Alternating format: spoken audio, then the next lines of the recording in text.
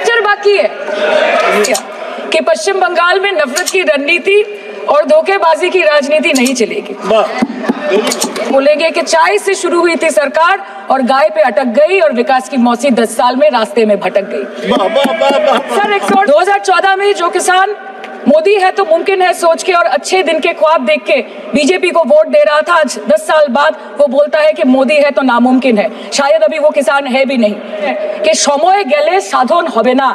इसका मतलब यही है कि अगर समय चला गया तो साधना नहीं होगी। ये बोलते हैं कि गाय हमारी माता है पर माँ की रक्षा करना इन्हें नहीं आता है। क्या करें, हम तो माछे भाते बंगाली है, हमको तो बोलना ही पड़ेगा।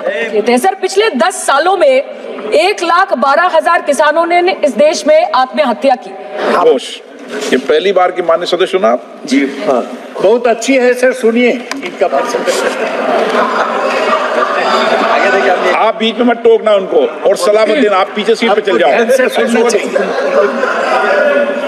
धन्यवाद अध्यक्ष महोदय, आपने मुझे बोलने का मौका दिया। मैं जादवपुर लोकसभा क्षेत्र से पहली बार चुनकर इस सदन में आई हूँ और मैं धन्यवाद देना चाहती हूँ मेरी लीडर ममता बनर्जी और अभिषेक बनर्जी का और जादवपुर लोकसभा क्षेत्र के सारे वोटरों का जिन्होंने मुझे भारी बहुमत से जिताया और इस सदन में भेज के बीजेपी को एक पैगाम दिया कि पश्चिम बंगाल में माननीय सदन में इन नेताओं को धन्यवाद नहीं होता। और ये संदेश सर ये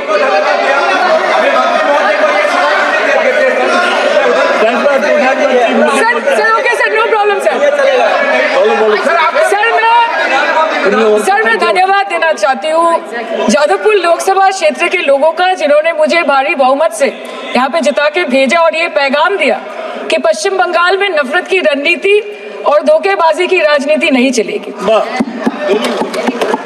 अध्यक्ष महोदय, मैं उम्मीद करूंगी कि आज आप मुझे पूरा बोलने का मौका दें क्योंकि हाल ही में हुए नीति आयोग की जो मीटिंग हुई थी वहां पे हमारी माननीय मुख्यमंत्री जो देश की एकमात्र महिला मुख्यमंत्री भी है, उनका माइक बीच राह में ऑफ कर दिया गया था। वो बंगाल के अरे अभी तो शुरुआत है, ये तो ट्रेलर है, पिक्चर बाकी है।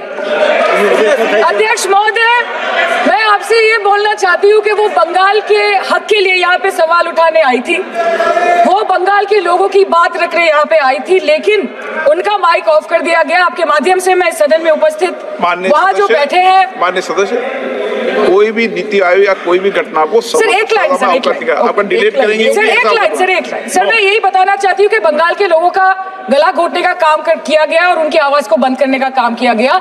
आगे जाके बंगाल की लोग आपके पार्टी की माइक ऑफ कर देंगे, बस एक चुनाव बाकी, आप देख लीजिएगा। Sir all India Trinamool Congress इस सदन और इस देश का 3rd लार्जेस्ट ऑपोजिशन पार्टी है और हम आपसे धन्यवाद हम आपको देते हैं कि आपने हमको रेलवे, स्वास्थ्य, शिक्षा और आज ये पशुपालन जैसे महत्वपूर्ण विषय पे चर्चा करने का मौका दिया। लेकिन तृणमूल कांग्रेस आगे जाके देश के हर महत्वपूर्ण मुद्दे पे बात करेगा, चाहे वो चीन का अनैतिक रूप से इस देश में प्रवेश हो या वो 700 से ऊपर आंदोलन जीवी किसानों की माननीय सदस्य, आप पहली बार बोल रही हैं, मैं आपको हस्तक्षेप नहीं करना चाहता, लेकिन जिस अनुदानों की मांगों पर चर्चा सर अभी आ रहे सर नीट के घोटाले से लेके जीएसटी के बोझ तक, एयरपोर्ट की छत टूट जाने से लेके रेल पटरी से छूट जाने तक तृणमूल कांग्रेस के सदस्य, हर सांसद देश के हर गंभीर मुद्दे पर चर्चा करेंगे। बस यही आपको बोलना था। Respected sir, Mahamati Mandush is the Magna Carta of the governance of West Bengal and our party, and I feel truly honored that today I've been given the opportunity to talk on a ministry which is intrinsic to the Mahamati Mandush of the country. हमारे किसान अपनी मवेशी को, अपनी फसल को माँ की तरफ पूछते हैं, जिस खेत में वो हल चलाते हैं उस जमीन को नमन करते हैं। But does this major sector get support from the government? Sir, Indian agriculture supplies around 58% of India's livelihood and is a principal source of income for half of the population, accounting for 17 to 18% of the country's GDP. 70% of India's rural poor depend on livestock and farm animals. But does this sector get what it deserves? इसका जवाब अगर आप देश के किसान से पूछेंगे तो वो आपको यही बात बोलेंगे कि चाय से शुरू हुई थी सरकार और गाय पे अटक गई और विकास की मौसी 10 साल में रास्ते में भटक गई। Sir, exorbitantly high cost of cattle and poultry feed under the mismanagement of this sector by the current government and wholesale fodder inflation hovering between 25% to 28.6% in the last 2 to 3 years, it is a 9-year high. Sir, किसान खुद क्या खाएंगे? अपने परिवार के लोगों को खिलाएंगे? अपनी गाय भैंस भेड़ बकरी को क्या खिलाएंगे? सर, ऐसे ही वारदात होते हैं जहां गरीबी से जूझता हुआ एक किसान उसको अपनी गाय भेड़ बकरी को बेचने में मजबूर करते हैं और अंत में जाके वो अपनी खुद की जान लेते हैं। सर, पिछले 10 सालों में 1,12,000 किसानों ने इस देश में आत्महत्या की। आरबी की एक रिपोर्ट के अनुसार 10 साल में हर दिन इस देश में एवरेज में 30 किसान हर दिन अपनी जान ले लेते हैं। सर, इस देश के लोगों का यही है किस्सा कि जिसको जिताया वो राजा की तरह जाएगा और जिन्होंने जिताया वो फकीर की तरह। सर, ये बहुत गौरक्षा की भी बातें करते हैं। देश के लोगों को ये पता होना चाहिए that there is a fodder crisis in India and the union minister has himself stated in a written reply in Rajya Sabha that yes, the country is deficit in fodder. So it means that cows are dying without food in government-owned goshalas, especially the BJP-ruled state.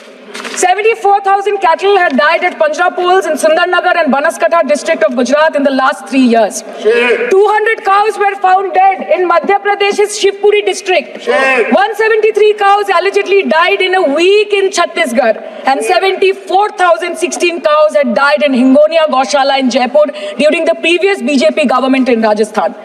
तो sir, पहले खाना ही नहीं मिला, fodder crisis, फिर मिल भी जाए तो इतना महंगा कि किसान खरीद ही नहीं पा रहा है, फॉडर इन्फ्लेशन, और सर खाना मिल भी जाए तो पशुओं की बीमारी। उससे मुकाबला करने के लिए इस सरकार ने क्या किया?